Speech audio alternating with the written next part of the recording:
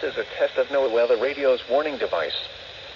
During potentially dangerous weather situations, specially built receivers are automatically activated to warn of impending hazards. This evening test is conducted on the first Wednesday of each month, between the hours of 6 p.m. and 7:30 p.m. When there is a threat of, or existing severe weather, the test is postponed until the following Wednesday evening. Reception of this broadcast, and the warning alarm, will vary at any given location.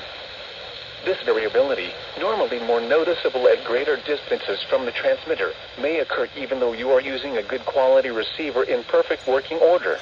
Hold on, The warning 1 second. alarm will be activated for warnings in selected watches affecting locations in portions of West Kentucky, Southeast Missouri, Southern Illinois, Southwest Indiana, and Northwest Tennessee.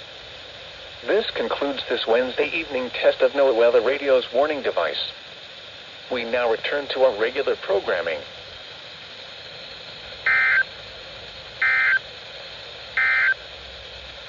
Here is the latest national weather